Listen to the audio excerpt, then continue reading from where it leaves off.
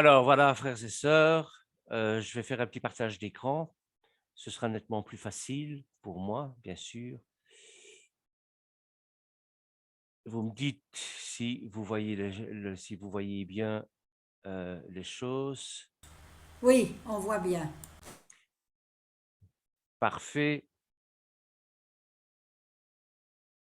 Alors, diaporama, voilà. Alors voilà, j'ai intitulé cette petite étude Rahaf, la respectueuse. Pas la peine de citer le nom, tout le monde a compris ce que je voulais dire. Et c'est tiré du livre de Josué, chapitre 2, versets 1 à 24. Le livre de Josué, qui est un livre prophétique. Les chrétiens ont décidé que ça devait être un livre historique parce que ce livre va nous parler de la conquête de Canaan, bien sûr. Mais en réalité, c'est un livre prophétique parce que notre terre promise, c'est bien sûr Canaan, mais c'est aussi notre terre promise intérieure, notre Jérusalem intérieure.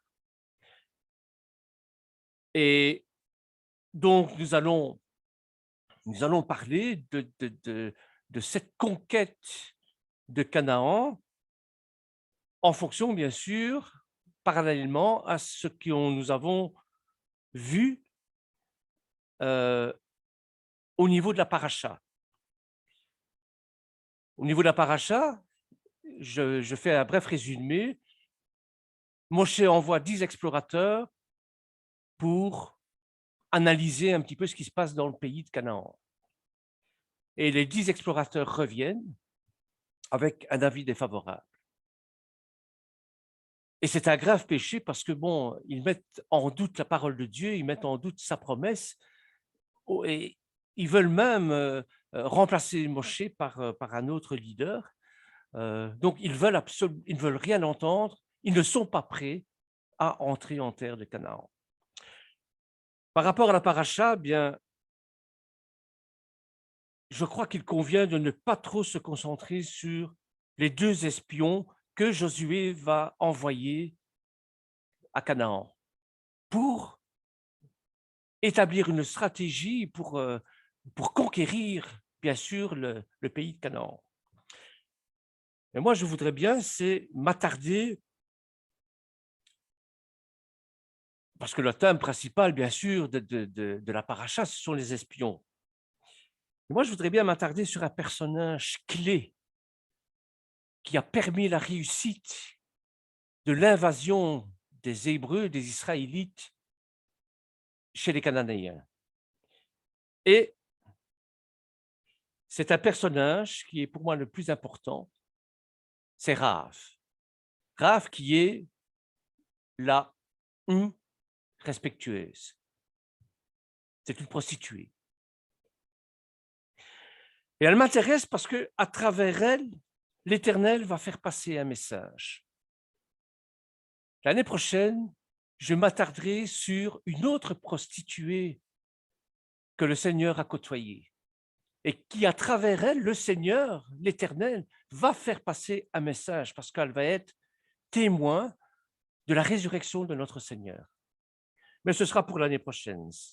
Cette année-ci, restons dans notre Haftara, qui est le domaine des prophètes, bien sûr, c'est-à-dire vous avez la paracha avec les, les explorateurs et vous avez l'équivalent dans le livre des prophètes avec les 2 explorateurs que Josué va envoyer pour, pour bien sûr faire face à, pour pouvoir trouver une stratégie pour entrer en terre de Canaan. Donc on comprend bien que les 2 Mélakim de Yehoshua n'ont rien de comparable aux 10 Mélakim de Moshe, qui vont dans cette nuit de leur retour diffamer Eretz Israël. Dire non, ce n'est pas possible, on ne peut pas entrer en terre d'Israël parce qu'ils sont plus forts que nous, parce qu'on est comme des sauterelles, ce sont des géants, c'est un pays qui dévore, etc., etc., etc. Alors, ils vont oublier qu'Hachem est avec eux. malgré tous les prodiges, les miracles de la sortie d'Égypte qu'ils ont connus, ils vont carrément oublier et mettre en doute leur foi. On doit garder à l'esprit que dans cette nuit où ils sont rentrés, ils ont fait pleurer tout le peuple d'Israël à cause de leur propagande mensongère. Regardez ce qui se passe avec Rahab. Comme je vous le disais, Rahab, c'est une prostituée. Et son histoire, on la retrouve dans le chapitre 2 et le chapitre 6 du livre de Josué. On ne va pas tout lire parce que on n'a qu'une heure, bien sûr. Donc, j'irai aux thèmes principaux. Et Rahab est un personnage extrêmement marginalisé dans la société. Pourquoi? Parce que déjà, c'est une prostituée. C'est une femme célibataire dans un monde d'hommes. N'oublions pas que ce monde est phallocrate. C'est une Cananéenne en plus. Non seulement c'est une prostituée, mais c'est une Cananéenne. C'est-à-dire que le peuple conquérant israélite veut éliminer les Cananéens. Ils sont maudits de toujours, à tous les jours, pour toujours. Et vous allez voir qu'à travers Rahab va commencer un début de tikkun de cette malédiction, qui va s'achever bien sûr avec Ruth la Moabite, qui sera l'arrière-grand-mère du roi David, bien sûr. Donc, elle est prostituée, c'est une Cananéenne, elle n'a rien pour elle, quoi. Elle habite dans un monde d'hommes et sa maison est intégrée au mur extérieur de la ville. Et avant d'attaquer Jéricho, les Israélites envoient des espions dans la ville, 2 espions. Et ceux-ci vont aller là où on peut recevoir le plus de renseignements, c'est-à-dire dans une maison close, à bordel, chez Rahab. Dans un endroit où on est à 100 000 idées de penser que les Israélites fréquenteraient, parce que ce genre d'établissement, avec leur foi, avec leur conviction, les Israélites ne pouvaient pas y aller. Mais Pinchas et Caleb vont y aller, eux. Pour une bonne raison, une question de stratégie, bien sûr. Dans cet endroit où les Israélites, c'est un endroit où, bien sûr, toutes les informations vont circuler. C'est presque de l'audiard ici. Quand vous lisez un policier ou quand vous regardez un film d'audiard, c'est toujours dans les maisons closes, glauques, avec une atmosphère glauque, que les informations circulent. C'est la couverture idéale. Et c'est pour ça qu'ils vont y aller. La tenancière de l'établissement s'étonne de voir que ces 2 étrangers viennent fréquenter ce genre d'endroit. Vous avez 2 étrangers qui viennent au bordel, mais pas pour la bagatelle. Et en plus, à leur accent, on sait que ce sont des Israélites. Donc la tenancière va se demander, tiens, qu'est-ce qu'ils viennent faire ici?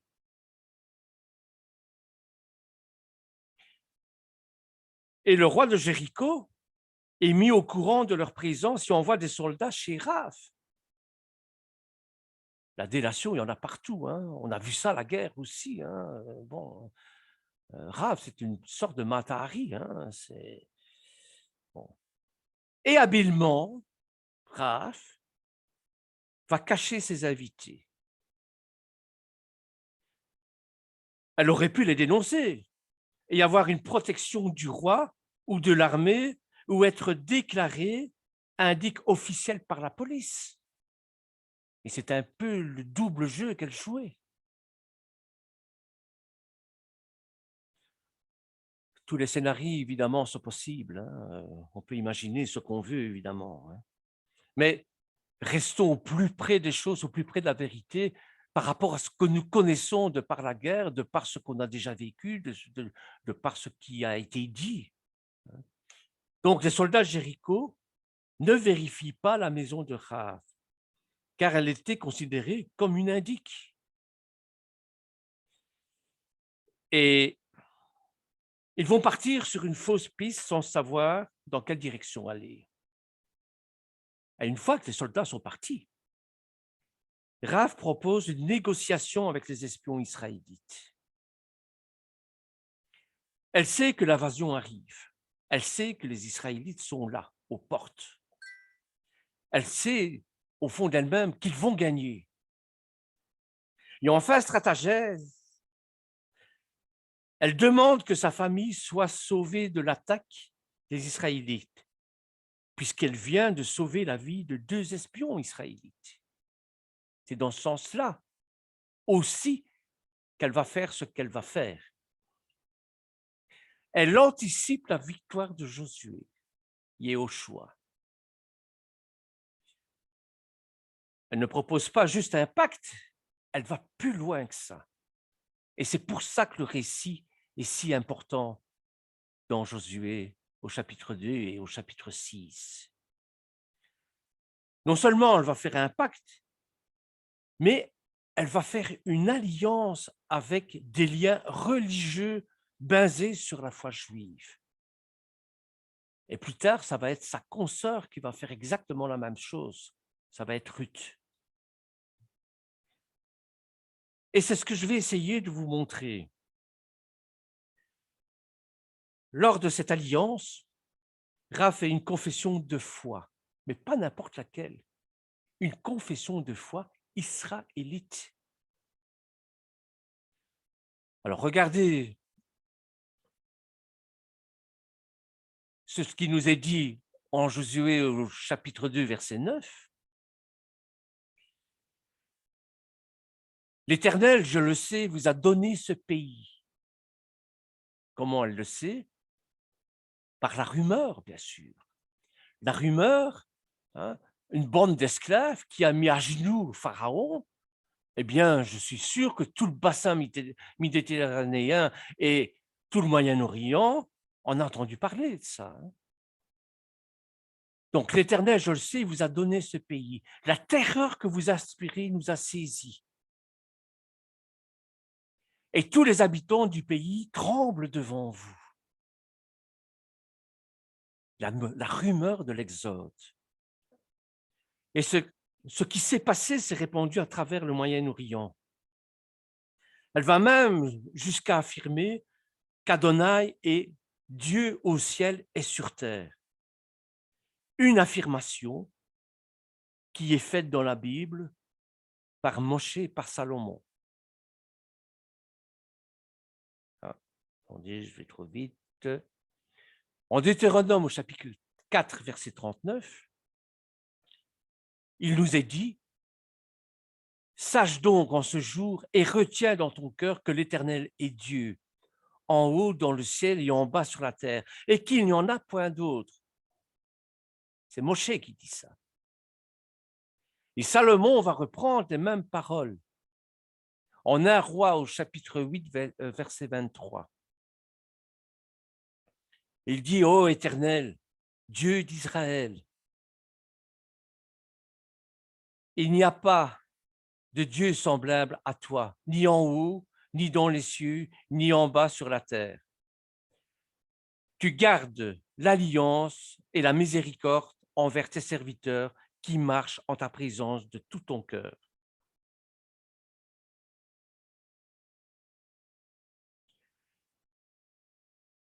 On n'est pas habitué de mettre Moshe, Salomon et Rav, la prostituée, sur le même plan d'égalité, au niveau de leur foi. Est-ce que vous vous rendez compte qu'une non-juive, une non-israélite, une Éref Rav, qui fait alliance et profession de foi en Dieu d'Israël avant même de l'entrée des Hébreux en Canaan. Les soldats lui proposent de laisser une corde rouge accrochée, donc les soldats israélites ici, va lui proposer de faire pendre une corde rouge accrochée à sa fenêtre pour que sa maison soit épargnée lors de l'attaque. Et au final, Rav et sa famille sont sauvés du massacre et elle devient partie prenante du peuple d'Israël, le peuple choisi par Dieu.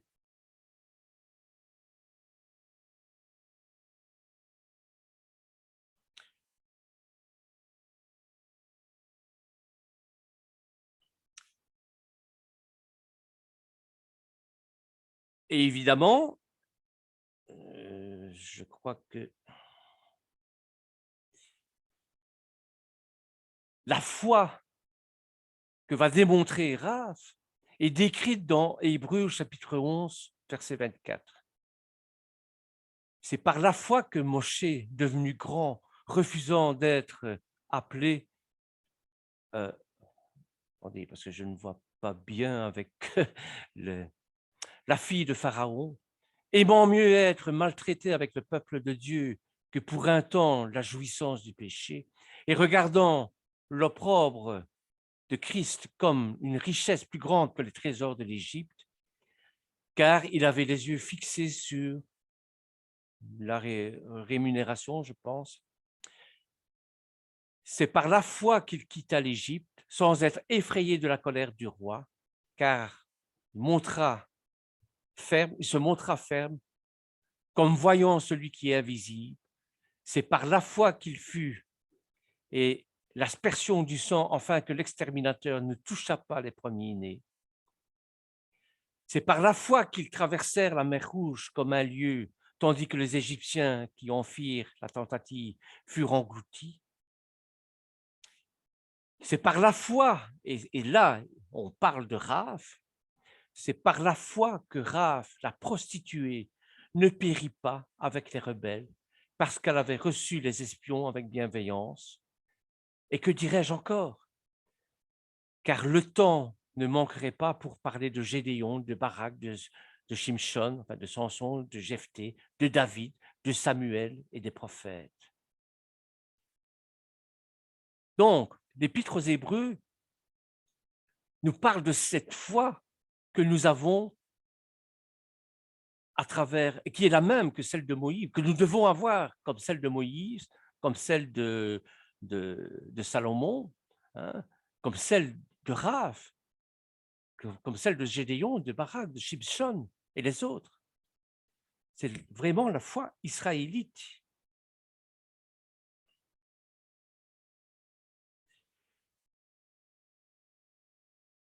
Dans Jacques, au chapitre 2, verset 24, vous avez exactement la même chose aussi. On rend un hommage à cette prostituée. Vous voyez que l'homme est justifié par les œuvres et que par la et non et par la foi seulement. Et Raph, la prostituée, ne fut-il pas également justifiée par les œuvres lorsqu'elle reçut les messagers et qu'elle les fit partir par un autre chemin? Jacques ne veut pas dire par là que Rav est sauvé par les œuvres, non, mais qu'elle a la foi en Dieu et que par cette foi en Dieu, eh bien, les œuvres suivent. Ce sont les œuvres de cette foi dont il nous décrit ici.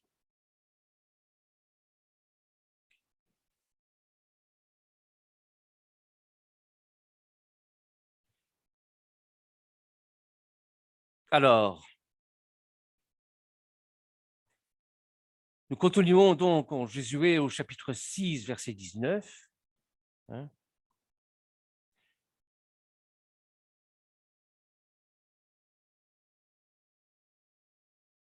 Tout l'argent, tout l'or, tous les objets d'airain et de fer seront consacrés à l'Éternel et entreront dans le trésor de l'Éternel. Tout ce qui est matériel, elle le consacre au Dieu un d'Israël. Elle, la cananéenne, elle, la prostituée. Le peuple poussa des cris et les sacrificateurs sonnèrent des trompettes. Lorsque le peuple entendit le son de la trompette, il poussa de grands cris et la muraille s'écroula. Donc ici, c'est Josué et les Lévites qui tournent 7 fois autour de Jéricho en sonnant du chauffard, et les murs de Jéricho, par le son des trompettes, des chauffards, s'effritent, s'écroulent. Ça a toute une signification, bien sûr. Le son du chauffard, c'est bien sûr la voix de Dieu, la parole de Dieu qui met à bas toutes les forteresses idéologiques qui nous empêchent, bien sûr, de nous connecter à l'Éternel. Le peuple monta dans la ville, chacun devant soi. Ils s'emparèrent de la ville. Ils dévouèrent par interdit au fil de l'épée tout ce qui était dans la ville, les hommes, les femmes, les enfants, les vieillards, jusqu'aux bœufs, aux brebis et aux ânes. Pas de quartier, massacre tout. Josué dit aux 2 hommes qui avaient exploré le pays, entrez dans la maison de la femme prostituée, donc de Raph, et faites-en sortir cette femme et tous ceux qui lui appartiennent, comme vous lui avez juré. Les jeunes gens, les espions, entrèrent et firent sortir Rahab, son père, sa mère, ses frères et tous ceux qui lui appartenaient. Ils firent sortir tous les gens de sa famille. Ils les déposèrent hors du camp d'Israël. Ils brûlèrent la ville et tout ce qu'ils y trouvaient. Seulement, ils mirent dans le trésor de la maison de l'Éternel l'argent, l'or et tous les objets d'airain et de fer. Donc voilà, l'attaque a lieu. Yehoshua est vainqueur, les murs de Jéricho s'effondrent, mais il respecte sa parole. Il garde en vie Rav et toute sa famille, et Rav, tous ses biens reviennent bien sûr à la maison d'Israël. Donc son choix à Rav implique de se couper de Jéricho, de ses dieux, mais pas de sa famille.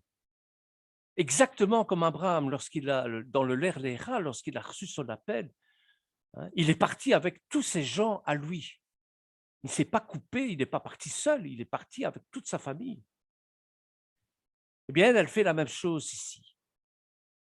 Elle se voue entièrement au peuple d'Israël. Et nous allons voir la même chose avec Ruth plus tard.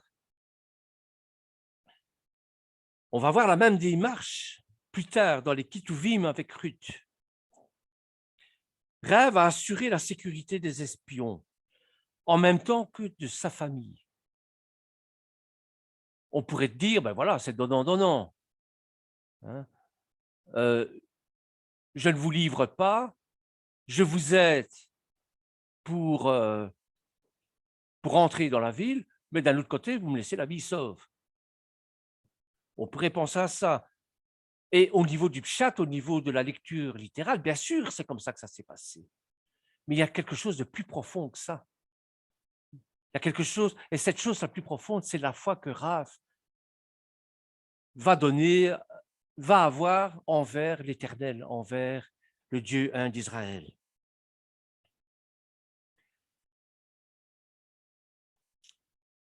N'est sauvé de Jéricho que sa famille et les métaux précieux, comme si elle valait autant que l'or, l'argent, le bronze, le fer, qui sera aussi incorporé à Israël.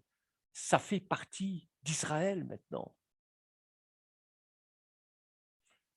Selon la généalogie de Matthieu, au chapitre 1, versets 1 à 16, c'est parmi les descendants de la famille qu'on retrouve David et plusieurs générations plus tard, Yeshua.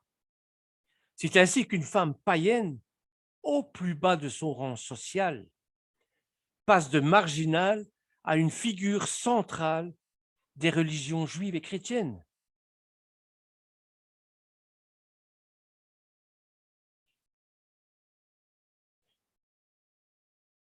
La lettre aux Hébreux qu'on a lue un peu plus haut affirme qu'elle est un témoin de la foi, au même titre qu'Abraham, Isaac, Yaakov, Moshe, Barak et tous les autres. Et de son côté, la lettre de Jacques nous dit la même chose, qu'elle a prouvé sa foi par des œuvres. Et il nous est demandé, frères et sœurs, si nous sommes au Mashiach, de montrer notre foi en témoignage par des œuvres de foi. Ce n'est pas les œuvres qui vont nous sauver, mais si nous réclamons du Mashiach, eh bien, montrons-le par des œuvres. Si nous sommes au Mashiach et que nous avons l'amour de Dieu en nous, ben, ayons cet amour fraternel entre nous déjà. Soyons l'exemple, comme Rav a été un exemple.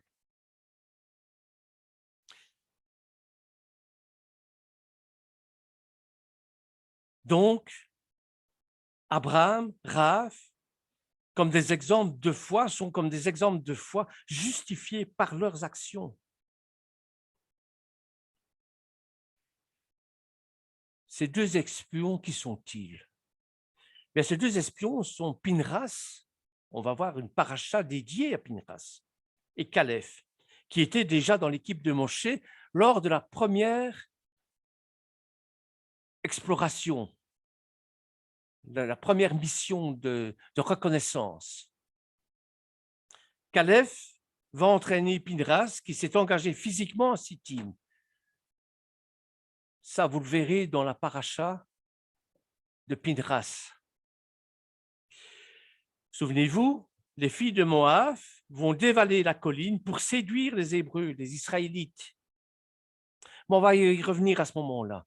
Elles vont presque réussir. Hein. Elles ne vont pas séduire le bas peuple, elles vont séduire les princes israélites. Et c'est Pinras qui va mettre un terme à ça. Je vous ai déjà parlé de la femme Sota, du traité de Sota. Sota, ça vient de Sittim, de cet endroit. Les Hébreux sont prêts à envahir Canaan. Et bon, les Moabites vont envoyer leurs plus belles femmes pour les séduire, pour les faire tomber. Et ça va presque réussir.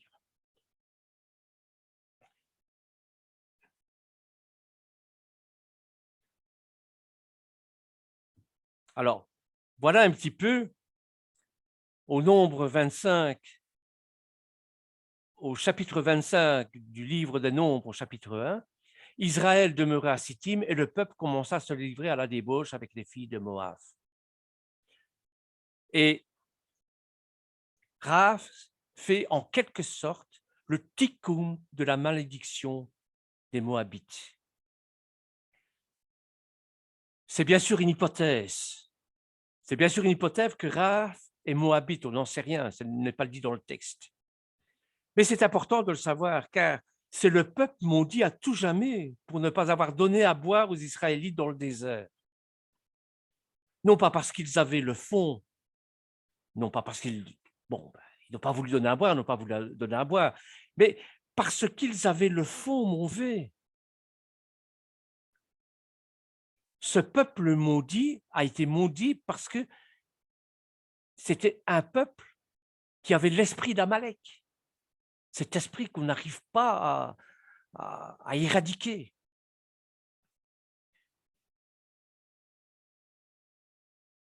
Mais ce peuple maudit va jouer un rôle tellement important dans la lignée messianique, car elle sera, d'après la tradition juive, la mère de Boz qui va épouser Ruth, arrière-grand-mère de David. Voyez comme l'Éternel peut se jouer de tout ça.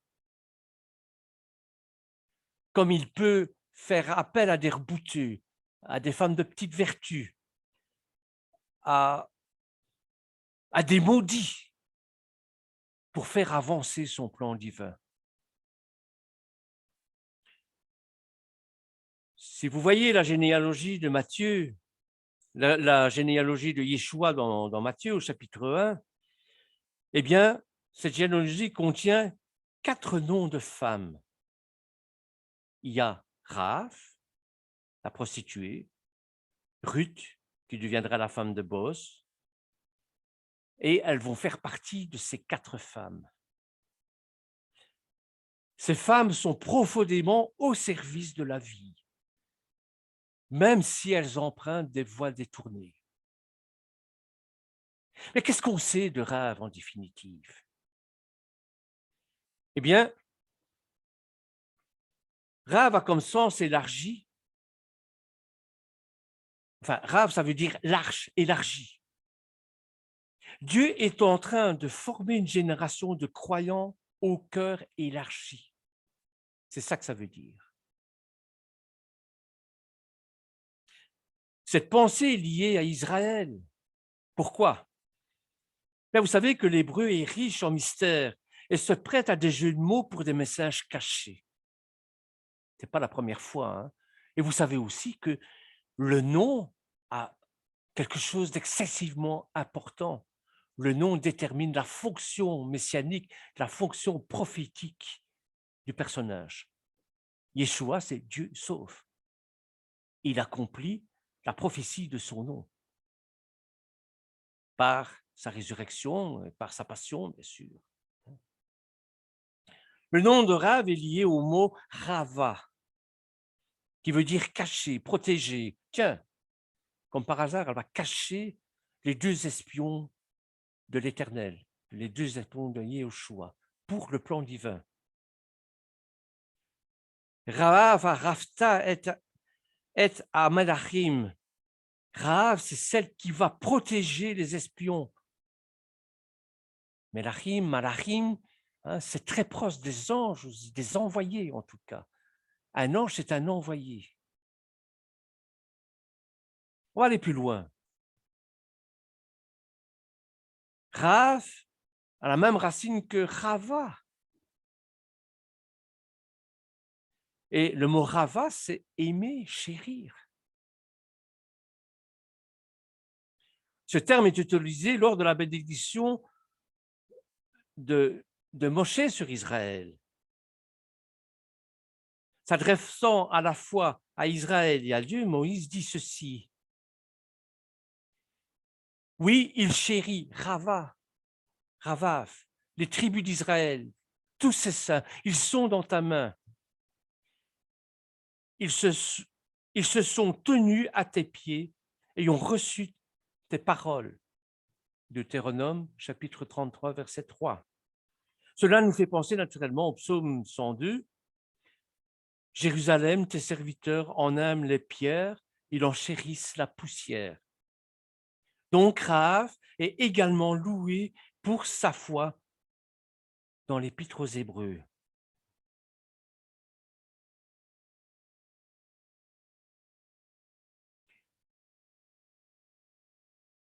L'Épître aux Hébreux, chapitre 11, verset 31, nous dit, on l'a déjà vu un peu plus haut, hein, au chapitre 11, c'est par la foi que Rahab, la prostituée, ne périt pas avec les rebelles, parce qu'elle avait reçu les espions avec bienveillance. Sans la foi, il est impossible de plaire à Dieu. La foi lui ouvre les portes de son cœur. Rahab, puisque Rahab a la racine même de l'amour, la racine même de aimer. Rahab vivait dans une grande ville qui paraissait imprenable, inaccessible. Mais par la foi, elle a été prise.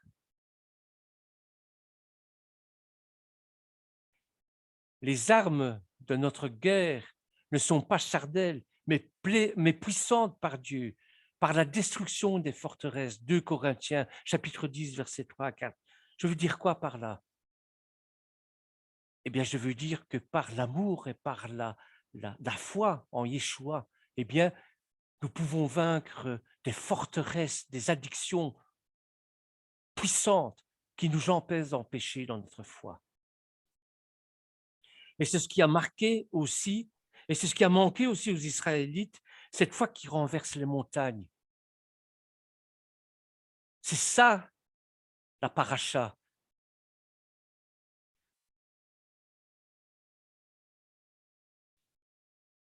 La paracha, chapitre 9, souvenez-vous de ce que nous avons dit à Shabbat, chapitre 9, verset 32,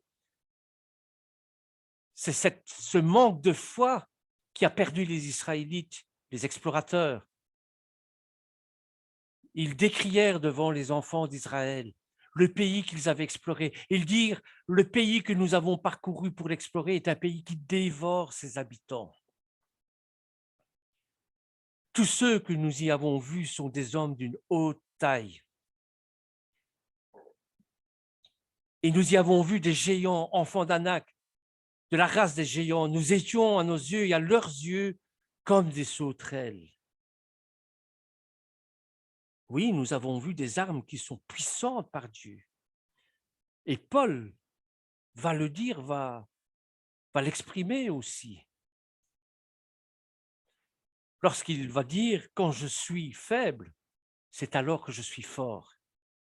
C'est dans cette faiblesse qu'on va aller rechercher dans nos ressources la force nécessaire. Et cette force ne peut être que la foi et la confiance en Dieu. La maison de Rahab était sur la muraille, ce qui semblait bien incompatible avec ce que Dieu allait faire. Lorsque la muraille s'est écroulée, elle est tombée sous elle-même, mais cette maison de Rahab a été épargnée. Vous verrez ça dans Josué chapitre 6, verset 20. Souvent, nous comptons beaucoup sur nos ressources ou sur les ressources des hommes. Mais c'est la foi qu'il faut mettre en pratique.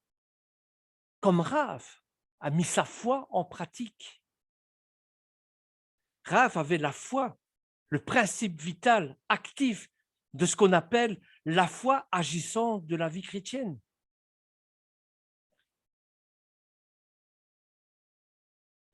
Allons prendre Josué, chapitre 2, verset 15. Elle les fit descendre avec une corde par la fenêtre, car la maison qu'elle habitait était sur la muraille de la ville. Les espions sont repartis de la maison de Rahab par la fenêtre, au moyen d'une corde. Vous allez me dire, oui, ben ça fait partie du scénario, c'est un peu de l'audiard, bon, mais c'est plus profond que ça. Ce détail fait penser à ce que l'apôtre Paul a dû connaître. Il a été dévalé dans une corbeille par une fenêtre à travers la muraille pour échapper à ceux qui voulaient se saisir de lui.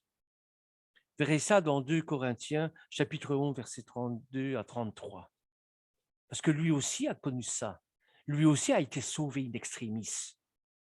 Ce n'était pas le moment pour lui d'être pris. Quand vous êtes au début de votre ministère, ou même quand vous êtes dans un ministère, comment voulez-vous apporter la parole si on se saisit de vous et si on vous fait disparaître? Donc, il y a un temps pour chaque chose. Yeshua aussi s'est sauvé lorsqu'il a failli être lapidé plus d'une fois. Ce n'était pas le moment. C'est pour ça qu'il y a des moments où dans la vie du croyant en l'Éternel, en Yeshua, il y a des moments qui permettent des moyens peu ordinaires, peu glorieux aussi, pour échapper au danger. Mais la foi fait toujours accepter les moyens que le Seigneur trouve bon d'employer. Il ne faut pas toujours se mettre sous le regard des hommes. Essayons toujours de nous mettre sur le regard de Dieu, quel que soit notre statut social, notre statut qu'apporte. Soyons toujours sur le regard de Dieu. Et Rahab est une de ces femmes citées au début de l'évangile de Matthieu. Elle est entrée dans la lignée du Seigneur Yeshua. Quelle merveille, quelle merveilleuse grâce que celle de Dieu. Il vient chercher ceux et celles que les hommes rejetteraient.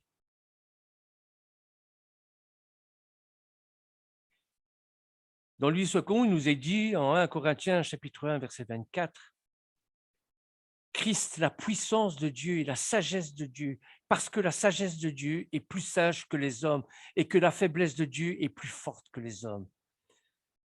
Alors, frères et sœurs, n'ayons pas peur, ne faisons pas comme les explorateurs. Demandons au Seigneur d'augmenter notre foi. Si nous réalisons que nous sommes souvent semblables aux flots agités, parfois on est ballotté et on ne sait plus où on en est, eh bien, faisons un retour dans la Torah. Demandons à Dieu de nous donner la foi, de nous donner confiance, afin de ne pas douter de son amour et de sa puissance, même si tout semble perdu. Souvenons-nous de cet homme qui a dit au Seigneur,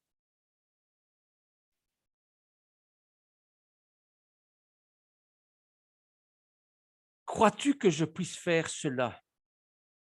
Et il a répondu, «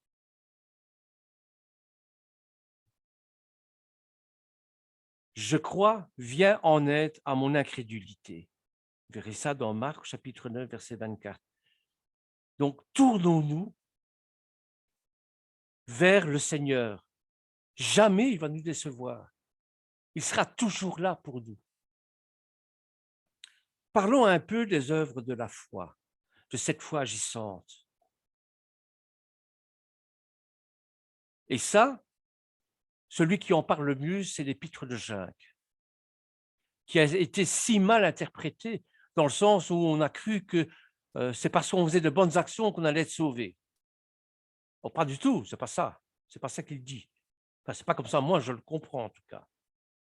La puissance de Dieu agissante est diverse. Nous sommes dans un monde où l'être humain est de plus en plus puissant. Les moyens technologiques sont là pour le prouver. En tout cas, ils vont en s'amplifiant. Et l'homme croit que sa puissance vient aussi en augmentant la technologie, son savoir, son intelligence. Mais ça lui fait aussi oublier l'autre réalité, celle de Dieu. En fait, plus l'homme pense qu'il est puissant, plus il se produit un détournement de confiance en lui. Je crois en l'homme, tel est le credo, plus que jamais, à quoi il faut ajouter, dans lequel on croit le moins en moins. C'est-à-dire, au plus il croit dans sa force, en plus il croit dans sa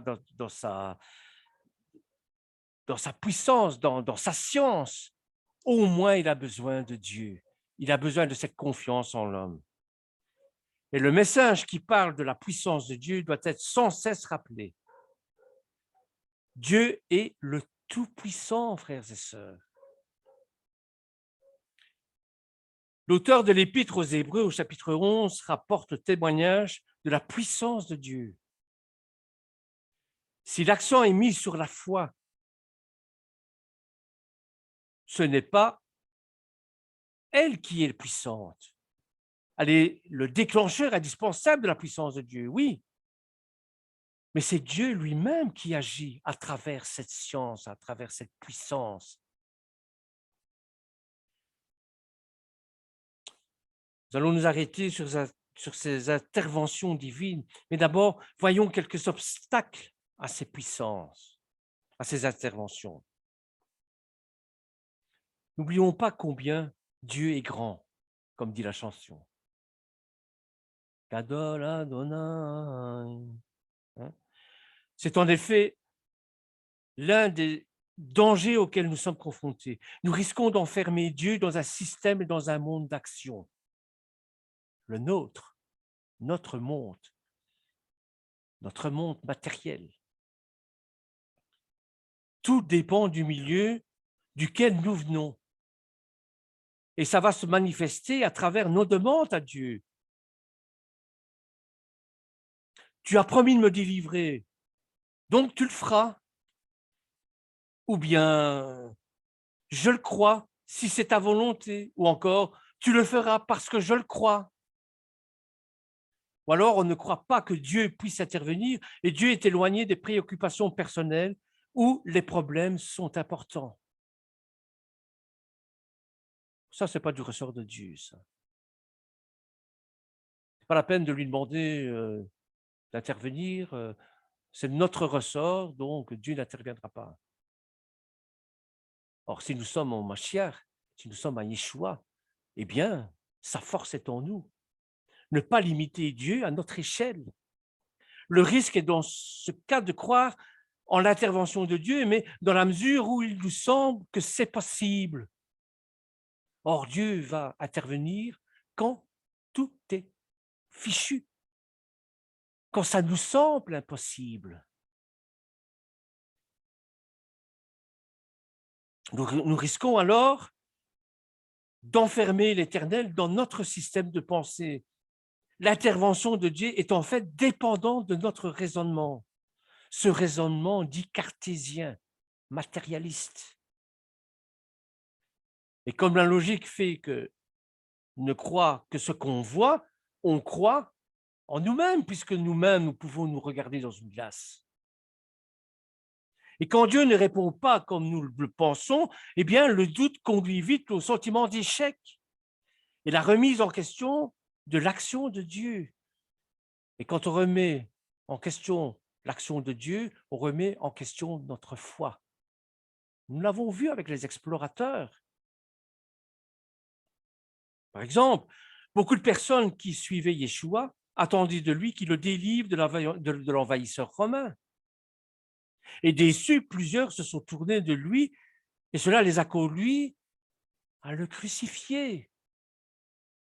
Il dit qu'il est le Mashiach, mais ce n'est pas vrai, il ne nous a pas délivrés des mains, il n'a pas fait ce que nous attendions de lui. Et je pense que ça a été une des motivations de Judas.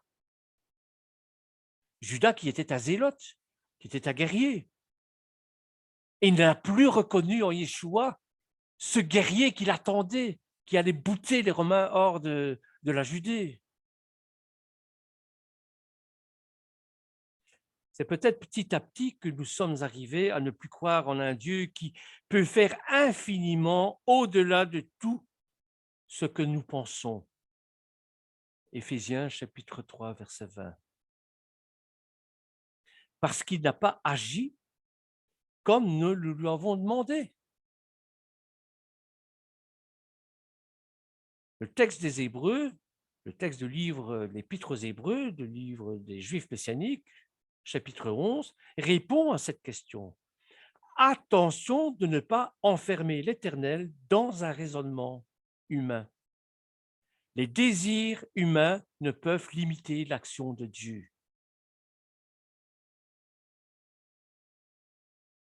Descartes disait « je pense, donc je suis ». Et le Talmudin Umsel Yeshua pourrait dire « je pense et puis j'oublie ». C'est pour ça que nous avons toujours une kippa sur la tête, nous les hommes. C'est parce que nous sommes oublieux que l'Éternel est au-dessus de nous et que ce n'est pas nous l'Éternel. Pardon, Bernard, qu'est-ce que tu avais dit dans le Talmud là? Je pense, et alors?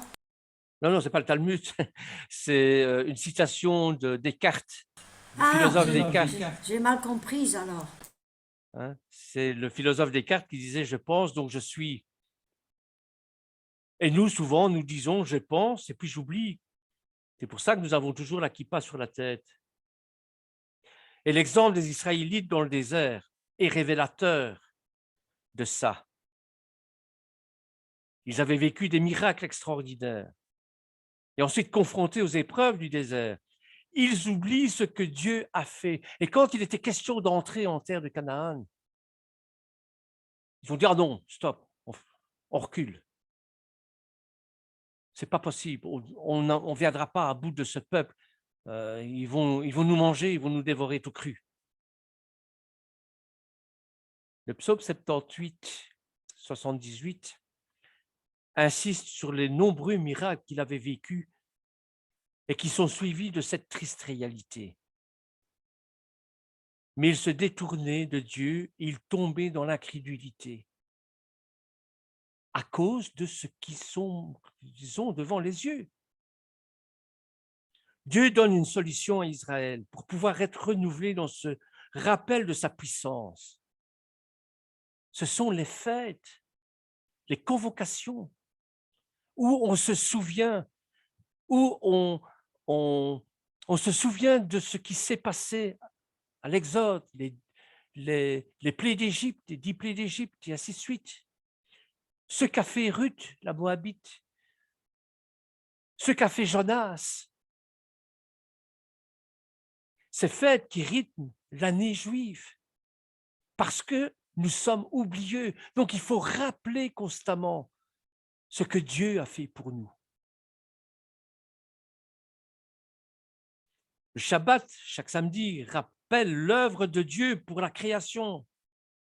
Exode, chapitre 20, versets 8 à 11. La libération de l'esclavage. Deutéronome 5, chapitre 5, verset 15. La Pâque, Pessah, était le rappel de l'esclavage et de la délivrance de l'Égypte. C'est pour ça que chaque année, nous sommes conviés et nous commémorons ce passage, cette libération. Shavuot permet d'être reconnaissant pour les récoltes. Est-ce qu'on fait encore une bénédiction avant de manger? La bénédiction du pain. Est-ce que se souvient d'où vient le pain?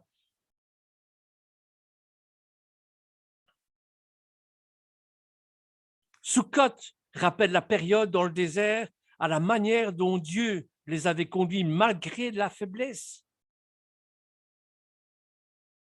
Yom Kippour a fait des expiations, parler du pardon des péchés et rappelle la grâce de Dieu qui libère intérieurement. Et plus tard, la fête des Purim, depuis Esther, qui rappelle la délivrance des Juifs persécutés par Haman. Ces fêtes renvoient à des interventions diverses de Dieu et rappellent que Dieu est toujours le même dans sa puissance, aujourd'hui et à jamais.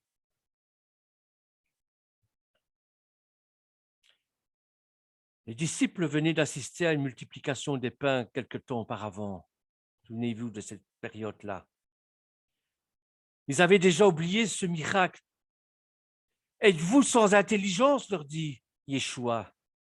Et ne vous rappelez-vous plus les pains de 5000 hommes et combien de corbeilles vous avez emportés, ni les 7 pains des 4000 hommes et combien de corbeilles vous avez apportés?